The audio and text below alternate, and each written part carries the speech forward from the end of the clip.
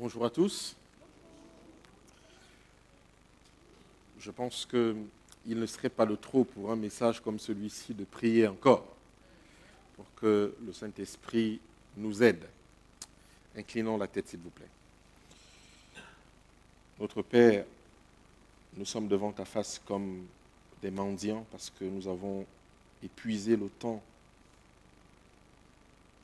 que tu nous as accordé. Nous sommes dans un temps supralégal encore de ta part.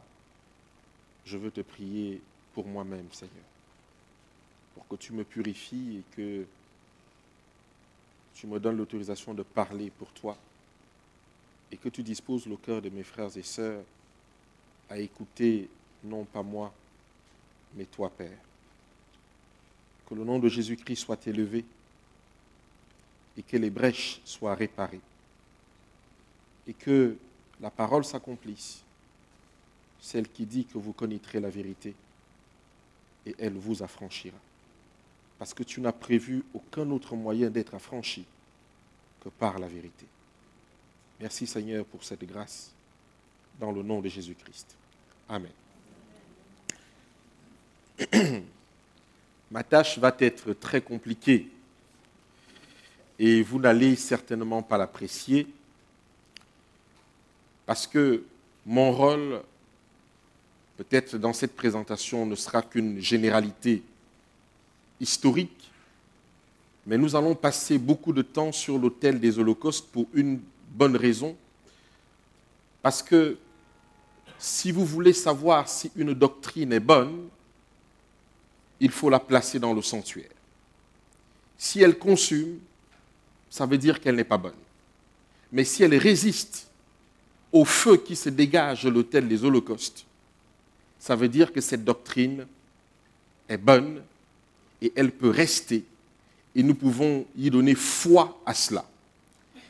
Et donc, comme c'est un travail difficile, avec Guy, on a prévu qu'il nous faut au moins plusieurs présentations. Ça veut dire que nous aurons l'identité adventiste sur l'autel des holocaustes, le 1, le 2, le 3, le 4, ce sont des présentations mensuelles. Je ne parle pas des sous-thèmes que l'on va traiter. Et c'est aussi là qu'on va traiter les doctrines à problème. Et on va commencer par traiter une rapide aujourd'hui pour voir si ce en quoi nous croyons est une réalité qui est acceptée par le plan de la rédemption, c'est-à-dire par la démonstration du plan de la rédemption par le sanctuaire. Mais il y a quelqu'un qui a écrit quelque chose qui me semble utile de vous lire. C'est le pasteur Short. Il écrit ceci il y a quelque temps, en 1958. Dans un passé récent, le monde scientifique a donné une illustration éloquente du potentiel immense confié à l'Église du reste. En 1905, Albert Einstein formula son équation de la théorie de la, de la relativité. Et résultat direct de la théorie, la première bombe atomique explosa en 1945. L'âge atomique commençait. En 1905, seule une théorie existait, exprimée par quelques symboles couchés sur le papier. Mais il relevait une puissance capable de mouvoir les montagnes et de produire une lumière égale à celle du soleil. Il fallut 40 ans à la formule pour devenir une réalisation capitale, preuve irréfutable des prémices énoncées.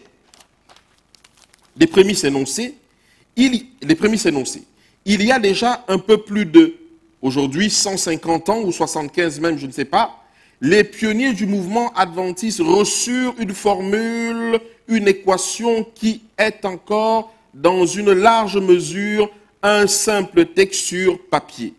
Jusqu'à ce jour, l'équation n'a pas été véritablement expérimentée. Et cependant, elle détient la totalité de la puissance du Créateur de l'univers. Les adventistes ont à leur portée une puissance qui doit éclairer la terre entière d'une gloire telle que l'homme mortel n'en a jamais vu de semblable. La vérité possédée par ce peuple est capable d'éclipser toutes les richesses de la pensée de tous les philosophes des siècles passés. Dire à ce peuple qu'il doit être la tête n'est pas lui appliquer simplement une formule de rhétorique agréable. Par la prière, la foi et l'étude de la parole de Dieu, les pionniers de ce message élevèrent un bastion de vérité qui ne peut être renversé par Satan et tous ses anges. Les pionniers possédaient la vérité présente pour leur temps, encore vraie aujourd'hui. Elle n'est plus vérité présente pour notre époque, jusqu'à ce que la vérité de l'équation d'Einstein n'ait été ni altérée ni diminuée d'une particule. L'exactitude de sa formule fut démontrée par le résultat qu'elle engendra. Cela fit d'elle une vérité présente. La vérité de la formule confiée à l'Église du reste doit être confirmée par ses conséquences. L'équation reste encore une théorie, bien que 150 ans aient passé, la terre attend toujours d'être éclairée de sa gloire. Cependant, son exactitude sera prouvée, le résultat certain et les conséquences sûres. Les conséquences sûres. Et j'ajoute donc là-dessus que nous sommes aujourd'hui au seuil d'une crise finale face à une grande vérité de notre temps. Chacun de nous se trouve individuellement devant des décisions lourdes de conséquences éternelles. En tant que peuple, nous sommes responsables de la lumière accumulée pendant des siècles. Traiter avec légèreté la lumière, c'est être déloyal à Dieu. Lutter contre la vérité, c'est apostasier. Mais rester neutre lors d'une crise religieuse équivaut à la plus haute trahison envers le gouvernement de Dieu. Et rester neutre lorsqu'il y a une crise dans l'Église, c'est simplement trahir le Seigneur. Mais d'où est-ce que ça vient, ça? Les racines de cette crise se trouvent dans un livre que l'on a appelé Questions on Doctrine, publié en 1957. Ce livre régnait certains enseignements historiques importants de l'adventisme qu'on a qualifiés maintenant de traditionnels. L'adventisme traditionnel, les pionniers.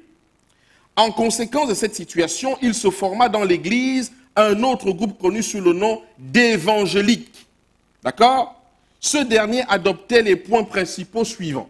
Vous comprenez donc qu'à partir d'un certain moment, il y a deux groupes, ceux qui sont des traditionalistes et ceux qui sont évangéliques adventistes. D'ailleurs, lorsque vous allez dans certains pays, vous trouvez mission évangélique adventiste. Avant, on n'avait pas ça. D'accord? On avait Église adventiste du 7e jour. Vous comprenez?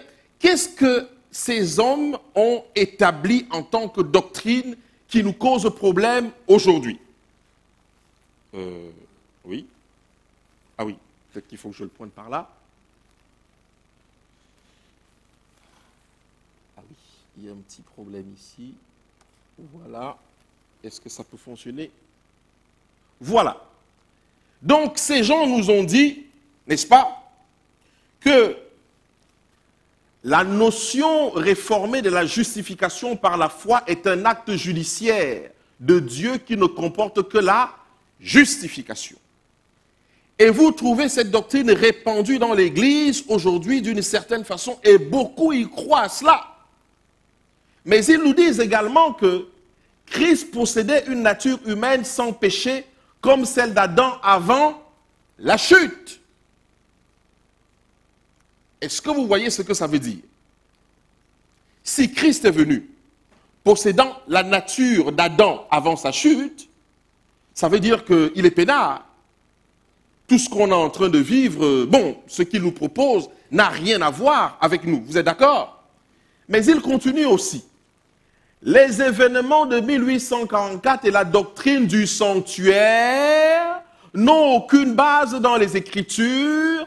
L'assurance de notre salut repose uniquement sur l'imputation de la justice de Christ et l'observation des commandements est comment? Impossible. Mes frères et sœurs, je vous pose une question. Voilà pourquoi vous n'allez peut-être pas m'aimer à la fin de cette présentation. Est-ce que dans l'Église aujourd'hui, en rapport avec le sanctuaire, on ne nous enseigne pas qu'il est impossible de vivre sans péché? Ça vient d'où ça? Est-ce que c'est le peuple qui l'enseigne? C'est une question. Est-ce que c'est le peuple qui l'enseigne? Ce n'est pas le peuple qui l'enseigne, n'est-ce pas? Ce sont ceux qui ont la capacité de faire quoi? D'enseigner surtout. Qui sont en train de nous dire que mon ami, tu montes, tu descends, tu vas continuer à pécher. D'ailleurs, si tu dis que tu es sans péché, la Bible te fait menteur. Puisqu'il est écrit, celui qui dit qu'il n'a pas de péché est comment? Un menteur. Lire les Écritures à contresens est un phénomène que l'ennemi a placé au cœur même de l'Évangile. Une preuve tout à fait simple. Qu'est-ce que Satan dit à Jésus? Il est écrit, ils te porteront sur les mains de peur que ton pied ne heurte contre une pierre, n'est-ce pas? Donc tu peux te jeter, les anges vont te porter, n'est-ce pas? Heureusement que Jésus est l'auteur des Écritures. Il lui a dit, mais ce que tu dis est vrai. Tu viens de lire les Écritures à contresens parce qu'avant ça, il est écrit, tu ne tenteras point le Seigneur, ton Dieu. Donc, quand je sais que je vais me faire mal en tombant, je ne vais pas aller tomber pour que Dieu me fasse comment? Me relève, parce que mon intelligence a reconnu que Dieu ne veut pas être tenté.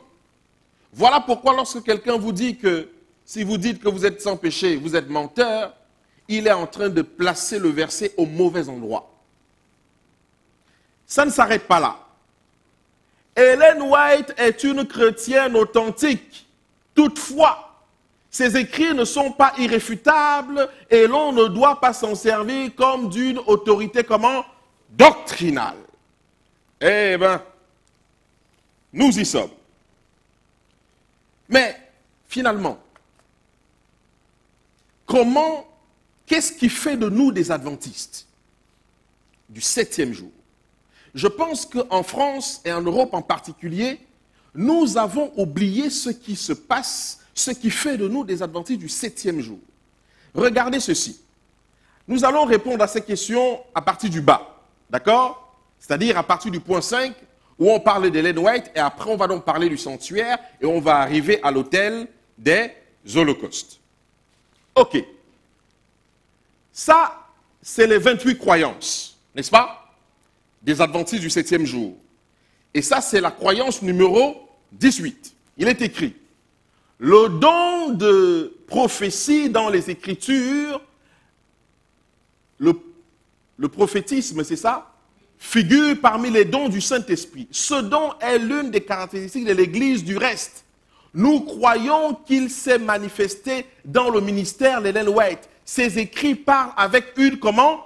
Autorité prophétique et procurent à l'Église encouragement et directive.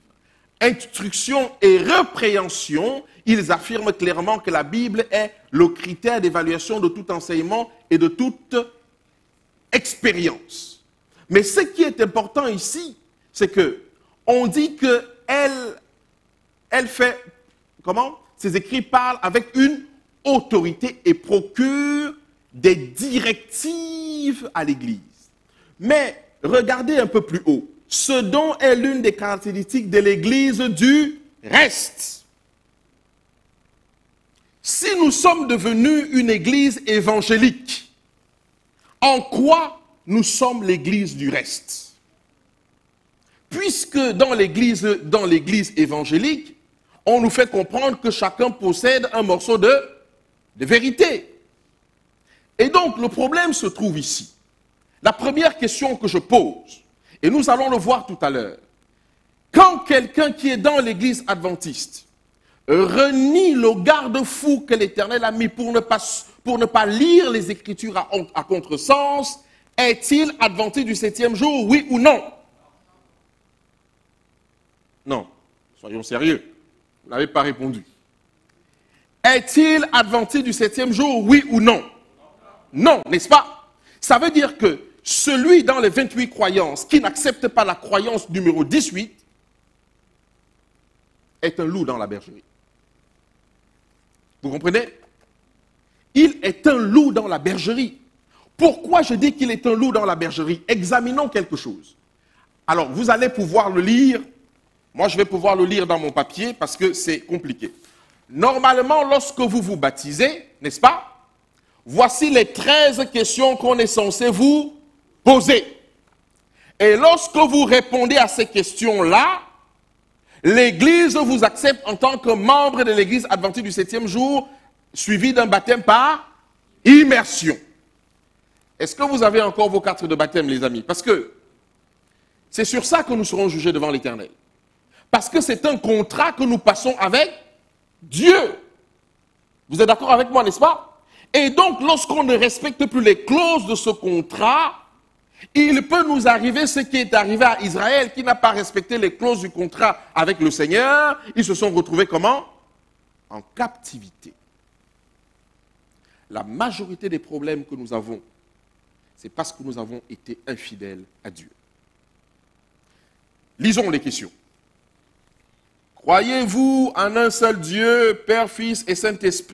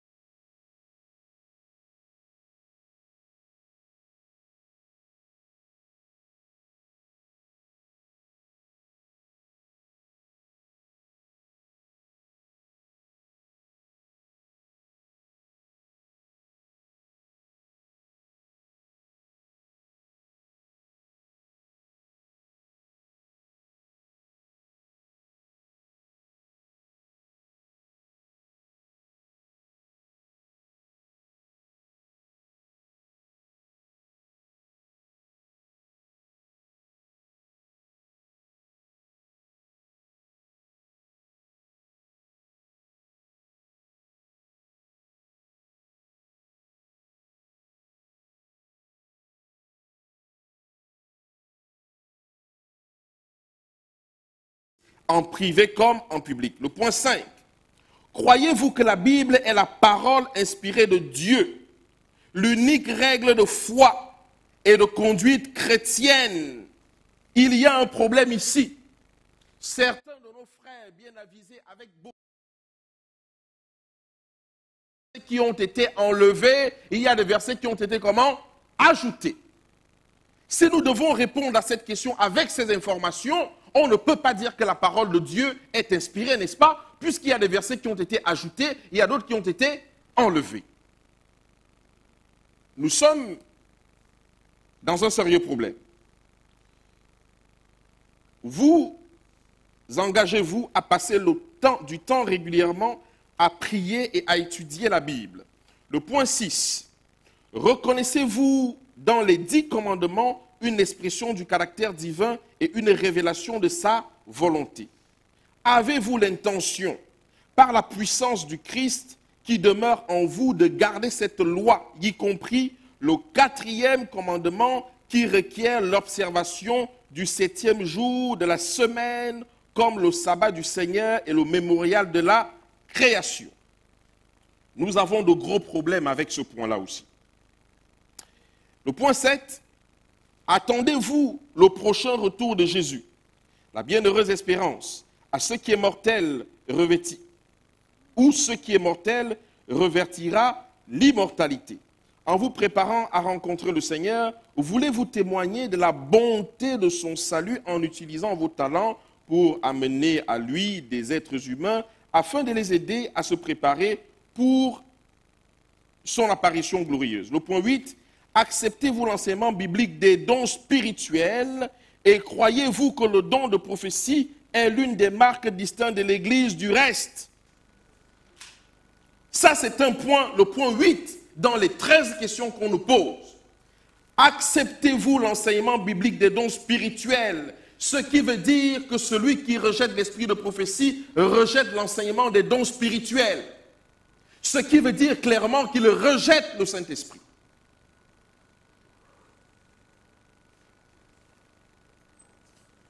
Croyez-vous que le don de prophétie est l'une des marques distinctives de l'Église du reste? Oui. C'est pour ça que nous avons des problèmes maintenant avec l'écuménisme. Parce que le but de l'écuménisme, c'est d'enlever notre distinction de toutes les autres communautés et de dire que nous ne sommes plus l'Église du reste, nous faisons partir d'un peuple nombreux des enfants de Dieu. Ce n'est pas ce que nos pionniers nous ont enseigné. Non, non, non, non, non, non, non, non. Et c'est pour ça que j'ai développé ici la dernière fois que je ne suis pas un chrétien, je suis un adventiste du 7e jour. Parce que la chrétienté a choisi délibérément de défier Dieu dans son autorité et dans sa loi en remettant en question le caractère même de Dieu qui est la loi de Dieu. À tort ou à raison, je ne parle pas ici des hommes qui font partie, je parle des institutions qui ont produit ce genre de choses. Parce qu'eux, ils le savent. Peut-être ceux qui y sont ne le savent pas. D'accord? Les chrétiens ont délibérément choisi d'adorer le jour du dimanche. Alors, est-ce que je suis chrétien, oui ou non? Oui? Oui?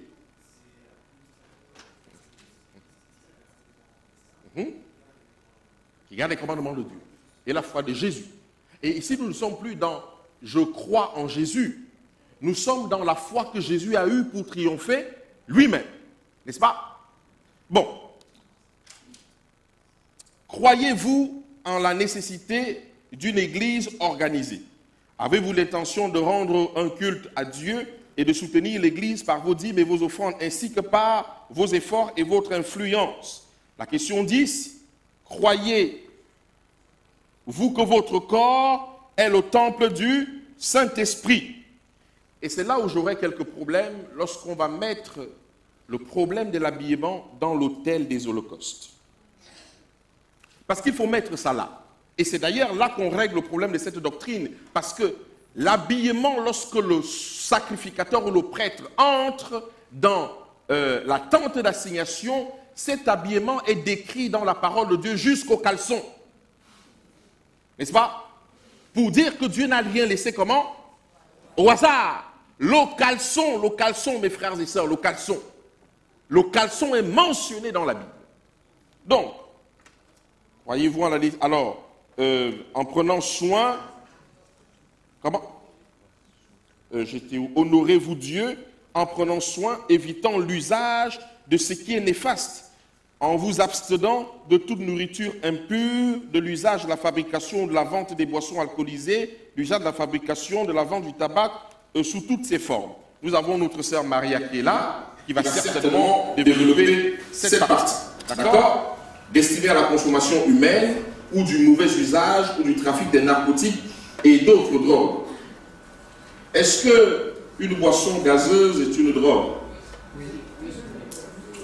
Alors je suis vraiment étonné souvent lorsque je me rends dans certaines veillées de prière, où je vois vraiment l'orangina, du Coca-Cola, ceci.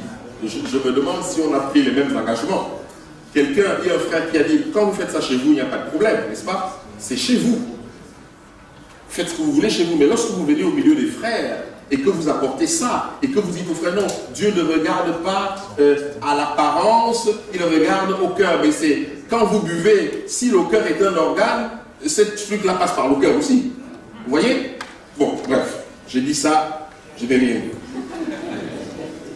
Connaissez-vous et comprenez-vous les principes bibliques fondamentaux tels qu'ils sont enseignés par l'Église adventiste du 7e jour? Avez-vous l'intention, par la grâce de Dieu, d'accomplir sa volonté en mettant votre vie en harmonie avec ses principes?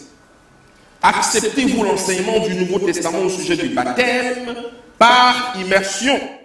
Et désirez-vous recevoir ce baptême? Mes frères et sœurs, c'est aussi un sujet qu'on va traiter au niveau de la cuve des reins. D'où vient le baptême? Pourquoi le baptême? Et la question qui cause problème et dont on refuse d'affronter, c'est qui doit baptiser? Ça, nous n'avons jamais répondu à cette question, n'est-ce pas? C'est normal. La vraie question aujourd'hui, c'est qui doit baptiser? Parce que lorsque l'ange d'Apocalypse 18 aura fini son travail, il y aura des milliers et des milliers de personnes qui vont rejoindre le camp de Dieu et il faudra les baptiser. On va les baptiser en chemin. On va les baptiser en fuyant pour ne pas mourir. On va les baptiser dans des baignoires. On va les baptiser à tour de bras. D'accord? Comment allons-nous faire si nous ne revenons pas sur l'enseignement de la Bible, sur le qui doit baptiser? J'ai dit ça, je n'ai rien dit. Acceptez-vous et croyez-vous que l'Église adventiste du 7e jour est l'Église du reste? Qu'est-ce qu'on appelle l'Église du reste? Le frère a cité tout à l'heure Apocalypse 14. Verset 12, c'est ici la persévérance des saints, de ceux qui gardent les commandements de Dieu. Alors, non. Est-ce que nous faisons partie de l'église du reste, oui ou non? Parce que ça veut dire que si on dit qu'il y a une église du reste, ça veut dire que parmi toutes ces églises, il y a une seule église qui est l'église de Dieu. C'est ça que ça veut dire. Et donc cette église de Dieu a une marque distinctive, la persévérance des saints, dont les saints ont une persévérance, la foi, d'accord, qui gardent les commandements de Dieu et qui ont la foi, parce qu'ils gardent les commandements de Dieu, Dieu leur donne un don spécial qui est la foi de Jésus, non plus la foi en Jésus. Vous comprenez? C'est la résultante de l'obéissance des commandements de Dieu, parce que Hébreux 8, verset 5, 7 à 8, Hébreux 5, verset 8 et 7 à 8, bien qu'étant fils, il a appris l'obéissance par les choses qu'il a souffert. C'est pour ça qu'on dit, c'est ici la persévérance. On persévère lorsqu'il y a quelque chose qui nous freine, qui nous prend par l'usure du temps. C'est pour ça qu'on persévère. J'avance, même si j'avance à petits pas, j'avance. Je respecte les commandements de Dieu et Dieu me donne un don spécial qui me permet d'avoir la foi de Jésus et qui scelle ma vie en Jésus. Donc, lorsqu'on parle de l'église du reste, on est en train de parler des gens qui ont la vérité et qui ont compris ce que Dieu attend d'eux et qui ne peuvent pas se mélanger. C'est pour ça qu'il est écrit dans Apocalypse 18, « Sortez du milieu d'elle, mon peuple, et ne touchez pas à ce qu'ils touchent. » Alors, l'église du reste, la prophétie biblique, où sont invitées et acceptées les personnes de toute nationalité, de toute race et de toute langue. Désirez-vous devenir membre de cette communauté locale de l'église mondiale? Mes frères et sœurs, après avoir lu ces 13 questions, la question est de savoir qui est adventiste et qui ne l'est pas. Voici les 13 questions qui font de nous l'église adventiste ou les membres de l'église adventiste du 7e jour. Et ça a été revu dans la conférence générale de 2015. Donc on ne peut pas se tromper dessus. D'accord? Malgré que souvent en Europe, on prend 3 petites questions qu'on va vous lire, où vous allez répondre sans entrer dans ces 13 questions qui font votre contrat en tant que membre de l'Église adventiste, membre de l'Église du reste, parce que c'est ce contrat qui vous engage à respecter les commandements de Dieu ou alors à laisser le Saint-Esprit vous amener à honorer Dieu par l'obéissance. Mais comme on ne va plus en profondeur, puisque nous sommes devenus une Église évangélique, souvent, alors nous avons des problèmes. Voilà pourquoi, aujourd'hui, on a la possibilité de choisir dans le menu ce qu'on veut et ce qu'on ne veut pas. Vous comprenez bien que si nous sommes l'Église du reste, même si ça fait mal souvent à dire, et je n'attaque personne en disant ça, nous ne pouvons pas faire partie d'une fédération que vous connaissez. Parce que nous sommes l'Église du reste. C'est tout. L'Église du reste, qui a la puissance de Dieu, et donc qui, pour qu'elle rayonne, n'a pas besoin d'une entité supplémentaire, qui a juste besoin d'honorer Dieu et c'est terminé. Ok. Bon. 1 Thessaloniciens nous dit ceci. Examinez toutes choses et retenez ce qui est bon. N'est-ce pas? C'est la découverte de la vérité sur le sanctuaire qui a assuré le mouvement adventiste après le désappointement de 1844. C'est la fidélité à cette doctrine qui peut seule assurer la réussite finale de ce mouvement. Oui, mes frères et sœurs, l'Église adventiste n'est pas une institution. L'Église adventiste est un mouvement. Nous sommes en marche pour l'éternité, pour la cité céleste. Le problème, c'est qu'entre-temps, à cause du mouvement évangélique, l'Église s'est transformée en institution. Et quelle est la différence entre l'institution et le mouvement? Le mouvement s'occupe des individus. L'institution s'occupe de ses bâtiments. Une mère m'appelle un jour et me dit, parce qu'on discutait des problèmes de dîmes, de ce que la Bible dit et tout ça, elle me dit, tu sais Marc, on me parle d'argent. Mais lorsque j'ai eu des problèmes avec mes 2 filles à la maison, personne n'est venu m'aider. Personne n'est venu prier avec moi. Personne n'a porté mon fardeau pour essayer de me soulager là-dessus. Des années, je suis seul chez moi à traîner ce problème. Oui, c'est un problème qui arrive lorsqu'on devient une institution et non un mouvement. Le mouvement, c'est s'occuper de l'autre. D'ailleurs, le message des 3 anges nous dit quoi? Le 3e message, d'accord? Nous amène à empêcher aux gens de prendre la marque de la bête. Donc forcément, s'occuper d'eux. S'occuper d'eux. Lorsque j'entends aujourd'hui qu'un frère est malade, qu'est-ce que je fais? Lorsque j'entends qu'une sœur est en difficulté, qu'est-ce que je fais? Voilà le problème de l'institution. Et si nous voulons savoir pourquoi nous n'accélérons pas dans notre croissance pour avoir beaucoup plus de prédicateurs, pour rayonner dans le monde entier, allez voir les églises pentecôtistes, vous allez voir comment on s'occupe des individus. Et vous allez comprendre d'où vient le pouvoir de ces hommes qui n'ont pas la vérité, mais qui ont de grandes églises. Et vous savez que leurs églises ne sont pas organisées comme la nôtre. Nous avons une organisation divine. C'est Dieu qui a inspiré notre organisation. D'accord? Mais eux ne sont pas organisés comme nous. Donc, lorsque quelqu'un réussit à établir, à faire comprendre aux gens que ce responsable finit par faire comprendre à ses ouailles que vous m'intéressez, alors je peux vous dire que ces hommes et ces femmes vont jurer que par lui. Parce que lorsqu'ils ont un problème, ils vont voir le pasteur, il impose les mains. Le pasteur prie pour eux. Le pasteur donne de l'argent. Le pasteur envoie à l'hôpital. Le pasteur ceci, le pasteur cela. Qu'est-ce que vous allez dire à ces personnes que ce gars ne vous traîne pas dans la vérité? Ils s'en fichent. Ils s'en fichent. Il s'en fiche complètement parce qu'il est en contact avec quelqu'un qui s'occupe de son problème. Le mouvement, c'est ça. Mes frères et sœurs, il faut que nous revenons dans le mouvement. Philippiens nous donne un conseil. Nous tous donc, nous sommes parfaits. Ayons cette même pensée. Et si vous êtes en quelque point d'un autre avis, Dieu vous éclairera là aussi là-dessus. Seulement au point où nous sommes parvenus, marchons d'un même pas.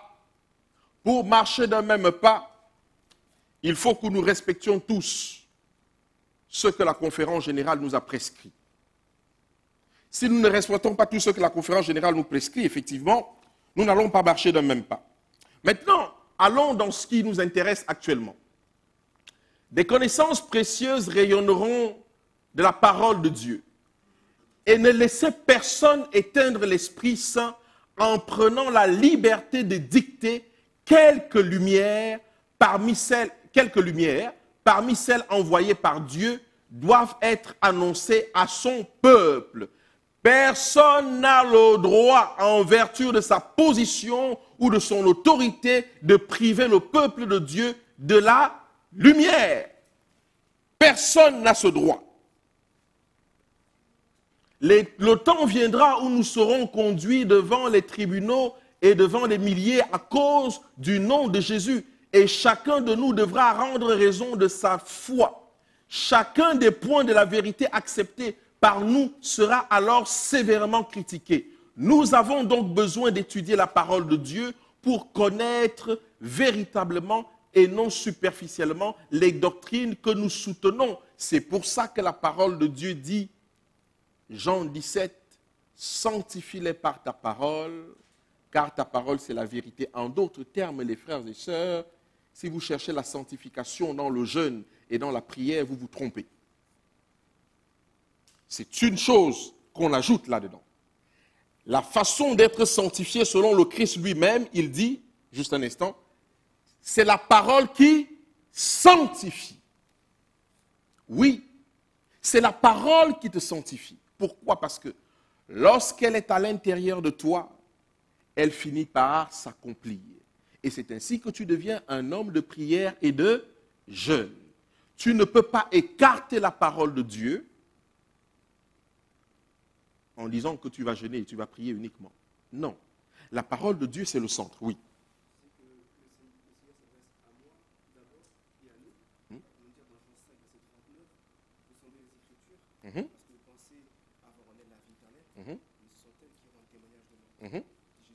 Oui. C'est contraire à ce que j'ai dit? Oui, c'est pour fixer les choses. Ok. Donc voilà. Sanctifie-les par ta parole, car ta parole, c'est la vérité. Vous savez, aujourd'hui, nous allons avoir tellement de problèmes. Je ne sais pas si vous vous rendez compte des arguments que l'ennemi est en train de préparer dans la même parole que nous étudions. Si nous ne pouvons pas défendre notre foi, et comment allons-nous la défendre si on nous éloigne de la parole, de la vérité, c'est-à-dire des vérités bibliques, et si c'est fait intentionnellement? Allez dans Apocalypse 18, les versets de la fin. À un moment donné, on vous cite les marchands, n'est-ce pas, de la Babylone la Grande. Et vous allez voir dans ces marchands, on cite ceux qui vendent les corps et des âmes des hommes. Vous allez m'expliquer comment est-ce que un corps on peut le vendre. D'accord? Je vais vous dire ça, Apocalypse 18. Alors,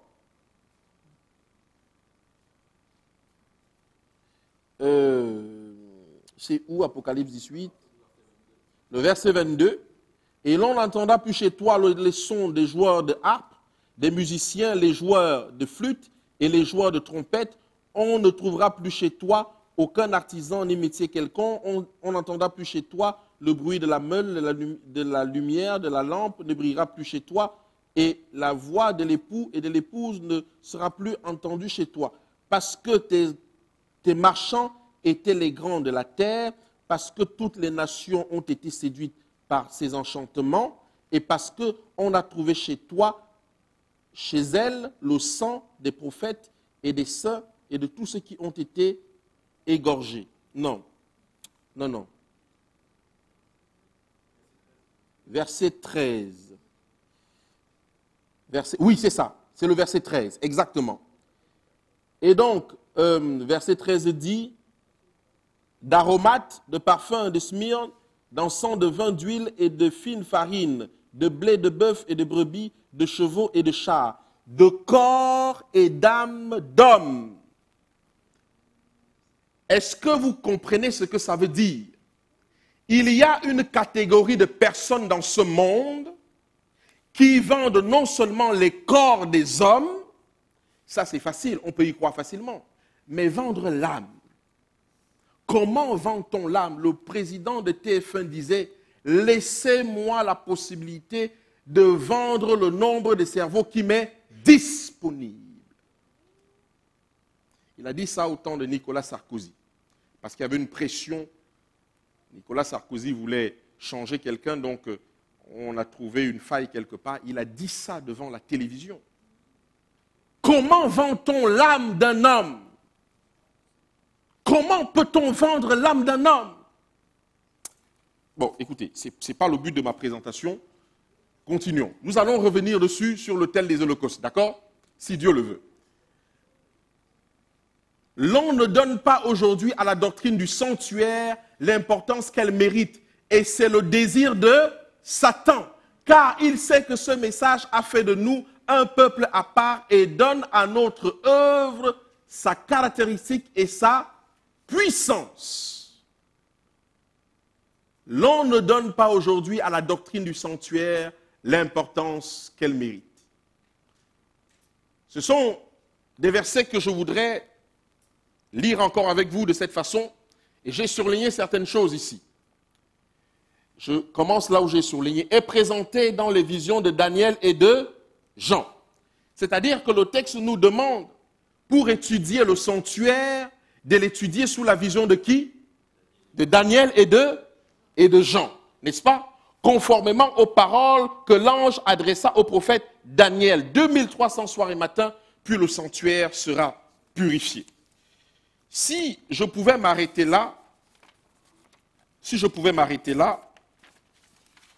j'aurais... Au fait, il est quelle heure? 13 heures. Ça veut dire qu'il faut que j'arrête, n'est-ce pas?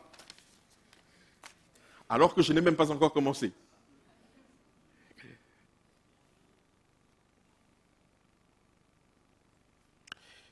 Je voudrais... Vraiment, je suis chaque fois que... Alors, selon la vision de Jean et de Daniel, nous savons que Daniel 8, 14, n'est-ce pas, nous dit 2300 soirs et matin et le sanctuaire sera purifié. Et Daniel 9, 24 nous explique comment le sanctuaire sera purifié. Il nous donne la date à laquelle nous pouvons aller voir comment le sanctuaire est purifié. Nous savons que c'est en l'an moins 457 avant Jésus-Christ, n'est-ce pas? Et nous enlevons dans 2300 soirs et matins 490 ans, n'est-ce pas? Qui est le temps de grâce des Juifs, n'est-ce pas? Auquel nous ajoutons, ça fait 1810, auquel nous ajoutons les 34 ans de notre ère, et ça fait 1844. Et on nous dit, selon la vision de Daniel, que c'est en 1844 que nous avons connaissance du sanctuaire. Et l'histoire nous dit que lorsque nous sommes entrés dans cette connaissance du sanctuaire, l'une des choses qui nous a été révélée, c'est le problème du sabbat. D'accord? Ce qui veut dire que pendant les années de persécution, le sabbat a disparu. Et l'une des choses que Dieu veut rétablir en premier, alors que nous découvrons le sanctuaire, c'est le sabbat. Vous comprenez combien de problèmes le sanctuaire règle. D'accord?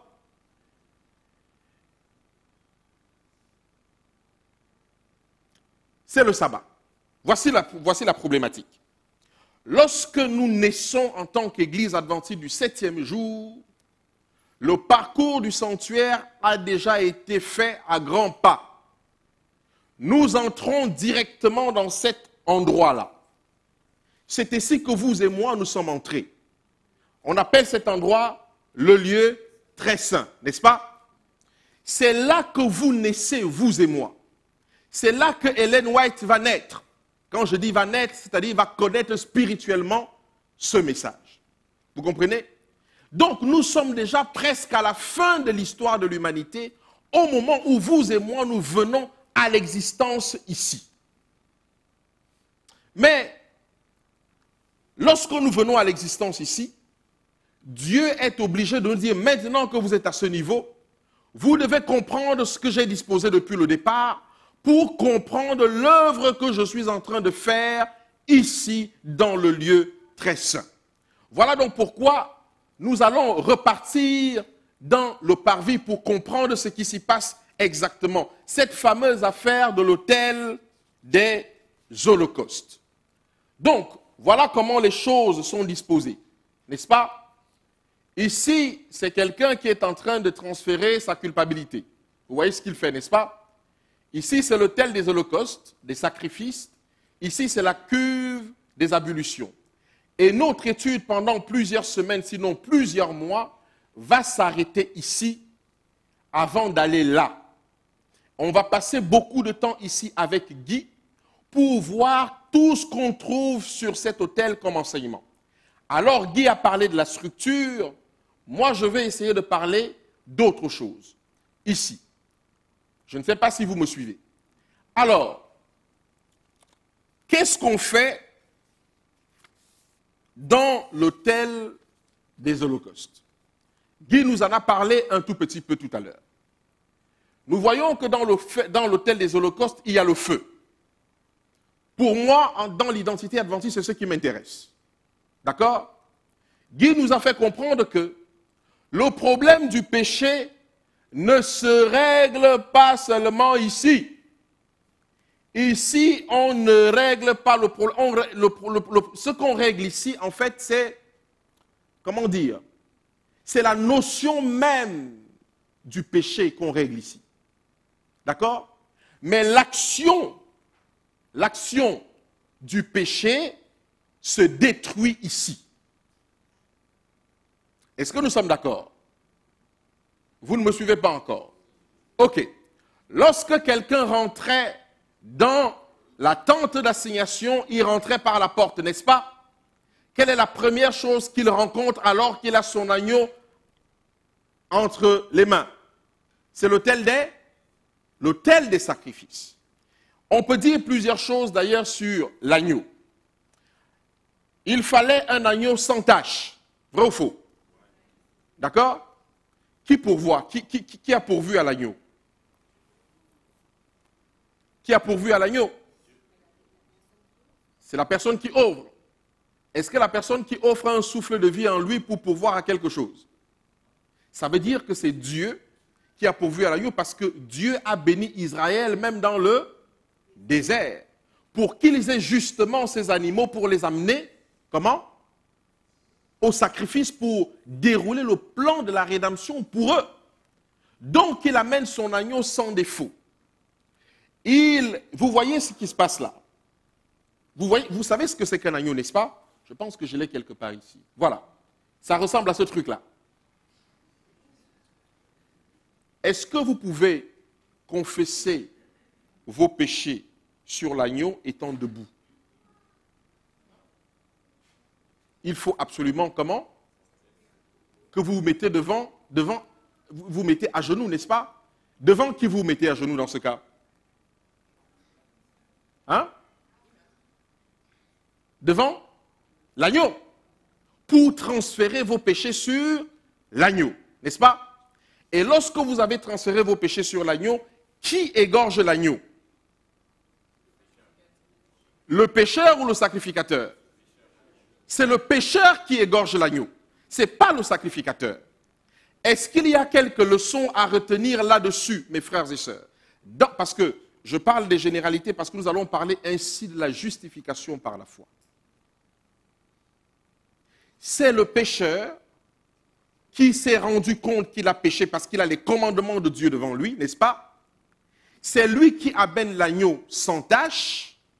Et c'est lui, lorsqu'il rentre dans la tente d'assignation, il va à l'endroit indiqué, il va se mettre à genoux, il va confesser ses péchés, il va faire le transfert de ses péchés sur l'agneau, et c'est lui qui va égorger l'agneau.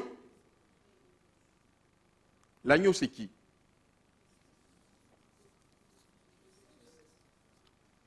L'agneau, c'est qui? Ok. Je vais parler en langage simple. J'amène Jésus-Christ parce que j'ai péché, n'est-ce pas? Quand je rentre dans le plan de la rédemption, je me mets à genoux devant Jésus-Christ et je lui donne mes péchés. Et c'est à moi de le tuer. Vous ne me comprenez pas encore? Ce n'est pas le sacrificateur qui tue l'animal. C'est le pécheur qui tue l'animal. Mes frères, combien de péchés continuent? Quand on nous enseigne ici que l'on ne peut pas vivre sans péché, on nous condamne à tuer notre Sauveur continuellement.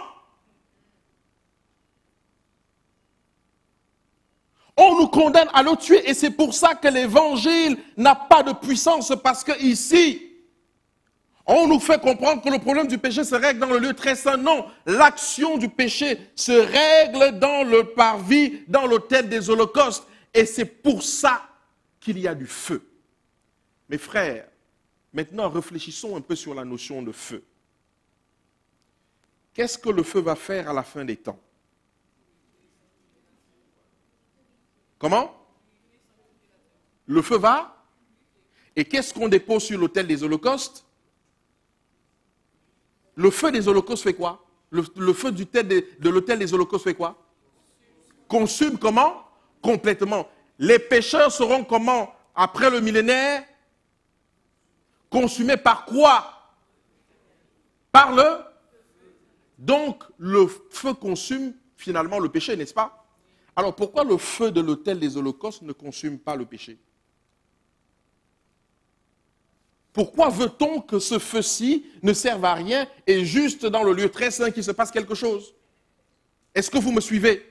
C'est une incohérence, c'est le même feu. C'est pour ça que Guy a dit tout à l'heure que le problème du péché se règle sur l'autel des holocaustes. Bon, comme il se fait tard, je vais faire court. J'espère que j'aurai le temps de reprendre dessus. Voici ce qui se passe.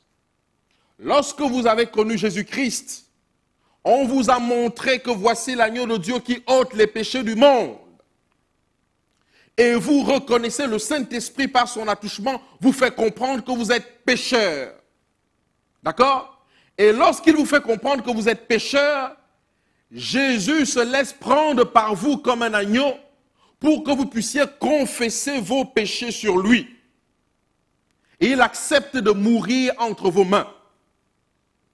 Voilà pourquoi il est écrit dans Jean, Jésus-Christ dit, c'est maintenant l'heure où Dieu me dispose aux humains et aux démons.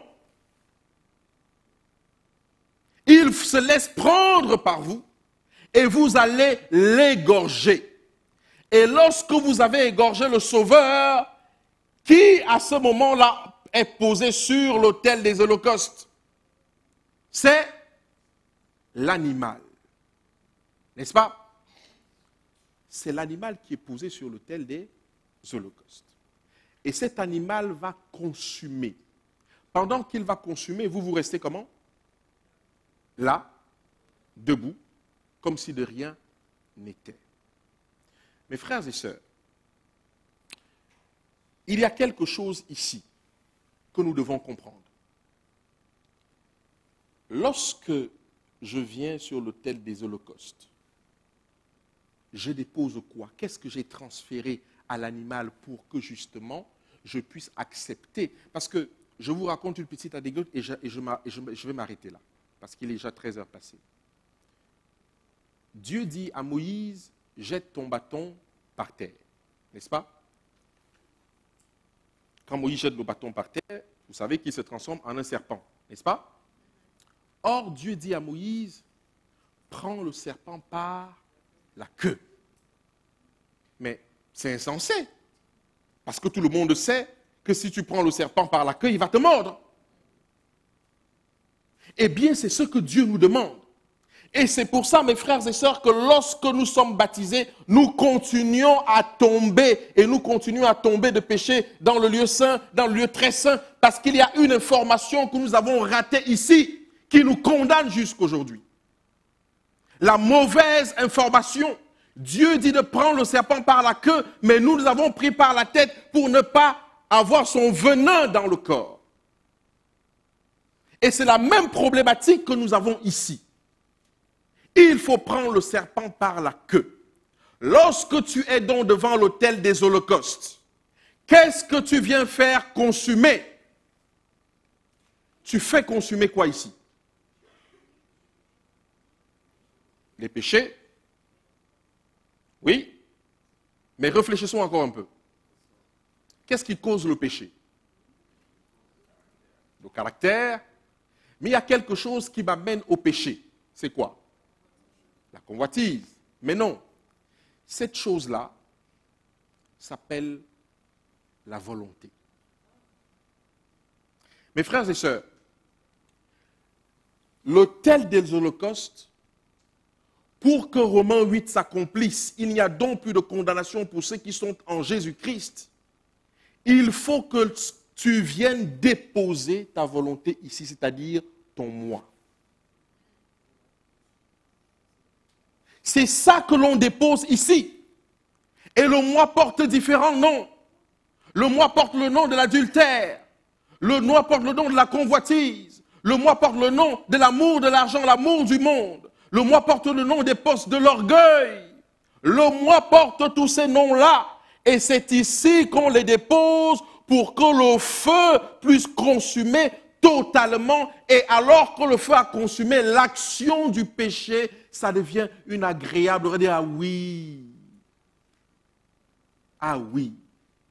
Dieu dit oui, cette odeur qui me vient là, c'est l'odeur de la cendre que le feu vient de consumer le moi d'un individu, le feu a consumé l'adultère, le feu a consumé la violence, le feu a consumé le vol, le feu a consumé les pots de vin, le feu a consumé toutes ces choses-là. Et à partir de ce moment que le feu a consumé toutes ces choses, on peut donc avancer vers la cuve des reins. Et Romains 8, 1 s'accomplit. Pour celui-là, il n'y a plus de condamnation pour ceux qui sont en Jésus-Christ. Et c'est pour ça que lorsque vous allez lire Lévitique 1, le frère va vous en parler cet après-midi, on ne parle plus de péché, on parle de péché involontaire à partir de ce moment-là. On ne parle plus de péché volontaire parce que j'ai déjà Christ en moi. Et je comprends et l'esprit m'amène à ne plus faire un certain nombre de choses parce qu'à partir de ce moment où les choses sont consumées, il est écrit, ce n'est plus moi qui vis, c'est Christ qui vit en moi. Voilà pourquoi, mes frères et sœurs, c'est ici que le problème de l'adultère se règle. La convoitise se règle. Le moi se règle. Si vous voulez régler ça après la cuve des reins ou dans la cuve des reins, ce n'est pas possible. Parce que tous les sacrifices ne se passent que sur l'autel des holocaustes. Il n'y a aucun sacrifice qui se passe sur la cuve des reins. L'offrande, c'est sur l'autel des holocaustes. Et d'ailleurs, je disais que le frère va vous en parler cet après-midi. Tout se passe là-dessus. Celui qui rate l'étape de l'autel des holocaustes a raté l'étape cruciale. Parce que c'est dans l'autel des holocaustes qu'on fait le service du matin et du soir. Et ce service du matin et du soir nous sert à pénétrer plus tard, à voir les bénéfices du jour des expiations. Parce que tous les jours, on a confessé le matin et le soir. Lorsque la fin d'année arrive, Dieu prend en considération que nous avons tout confessé. Il n'y a aucun sacrifice ailleurs. Et voilà pourquoi on a cité Romains 12 aussi avec Guy. Nous devenons donc l'holocauste qui se pose sur cette braise et tout est consumé. Quand tout est consumé, nous allons donc vers la cuve des reins. Maintenant, je fais une petite parenthèse.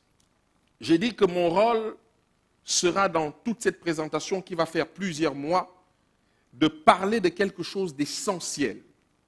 Je veux maintenant parler en quelques secondes de ce qui se passe ici. Vous avez confessé votre péché. Sur l'agneau, vous avez tué l'agneau. C'est pour ça que nous sommes tous les meurtriers de Jésus. Nous avons tué l'agneau. Et nous sommes restés vivants. Mais vous êtes vivants pourquoi ? Vous êtes vivants parce que l'agneau vient de payer ce que vous aurez dû payer. Et c'est vous qui avez utilisé le couteau pour le faire. Et lorsque nous l'avons donc fait, nous donnons donc, n'est-ce pas, l'agneau à qui ? Au sacrificateur, n'est-ce pas ? Ok. Nous donnons donc l'agneau au sacrificateur. La première doctrine que je voudrais consumer par la grâce de Dieu ici, et que ce soit établi, même lorsque nous aurons des pressions extérieures ou internes, dans le fonctionnement de l'Église, parce que ça risque de changer demain, nous devons être de ceux qui disent non, nous n'acceptons pas cela. Le sacrificateur est-il un homme ou une femme? Un homme, n'est-ce pas? Le sanctuaire est le dévoilement du plan de la rédemption de Dieu pour les hommes, n'est-ce pas? Ok. Donc, le sacrificateur est un homme. Pourquoi il est un homme? Hein? Parce que l'agneau est un mâle. D'accord? Non seulement il est un mâle, il est un mari, n'est-ce pas? Ok. Maintenant, posons donc l'ordination des femmes dans le sanctuaire, dans l'autel des holocaustes. N'est-ce pas? Posons l'ordination des femmes, pasteurs et anciens sur l'autel des holocaustes. Je vous ai dit qu'on va faire toutes les doctrines comme ça. Et on va voir celle qui tient, celle qui ne tient pas. Ok? Bon. La parole de Dieu dit, il n'y a plus d'hommes, il n'y a plus de femmes. N'est-ce pas? C'est comme si on était tous devenus ni figues ni raisins. Vous voyez? Et donc, est-ce que, selon vous, avec ce que nous venons de voir, et avec ce qu'on va voir cet après-midi sur le service, est-ce que la doctrine de l'ordination des femmes, de nos sœurs, peut résister ici? Pourquoi? Et pourtant, elle est déjà en marche. Nous avons nos sœurs qui sont anciennes d'église. Nous avons nos sœurs qui sont pasteurs de nos églises, n'est-ce pas? Pourquoi, si elle ne tient pas? Pourquoi, si elle ne tient pas ici? Oui, frère. Mm-hmm. Mm-hmm. Ça ne veut pas dire que ce qui est une exception est une règle. Mm-hmm.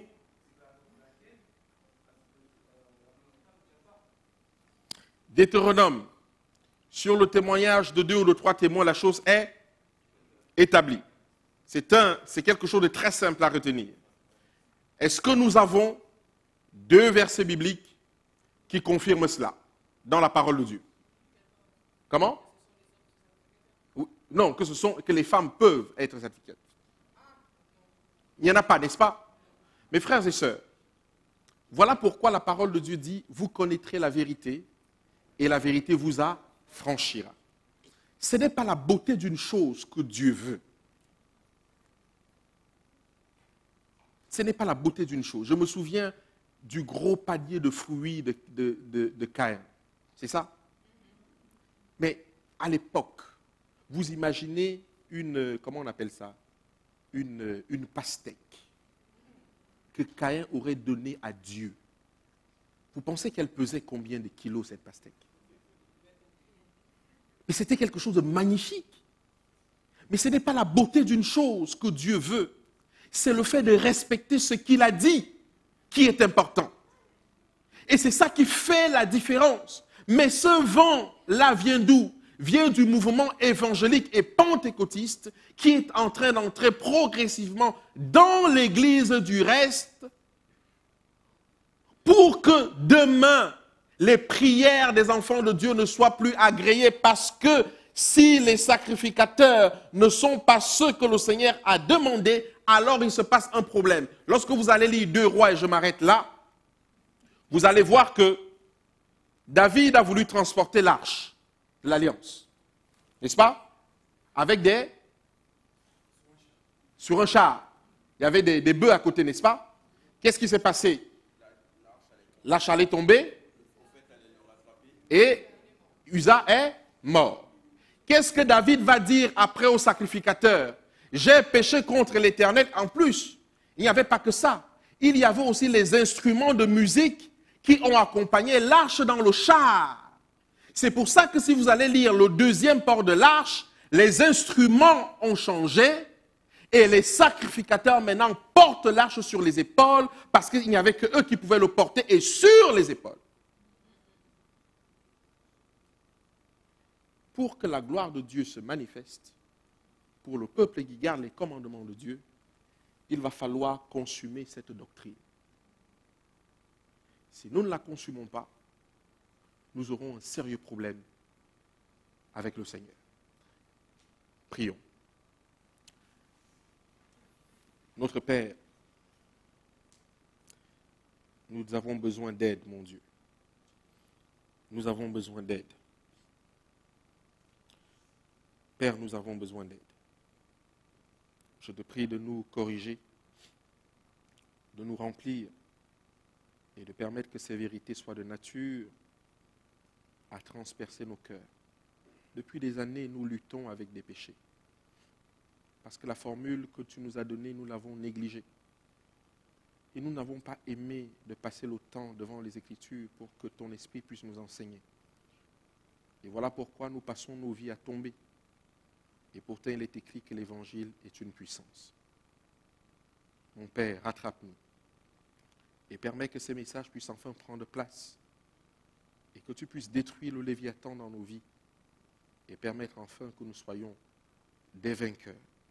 Et avoir une volonté purifiée qui permettra de dire, comme Joseph l'a dit, comment pourrais-je commettre un aussi grand mal à mon Dieu et à mon Maître. Père éternel, aide-nous à dire, comment pourrais-je aussi commettre un aussi grand mal à mon Dieu et à Jésus-Christ de Nazareth. Ô Seigneur, nos péchés sont grands et nos anges sont devant ta face et peuvent les lire à souhait, car ils ont mentionné ce qui est vrai.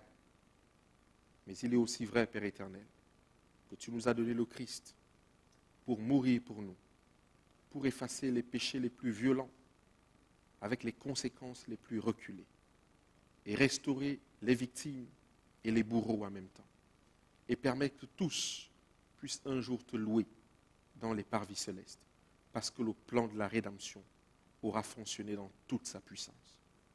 Que toute la gloire te revienne dans le nom de Jésus-Christ. Amen.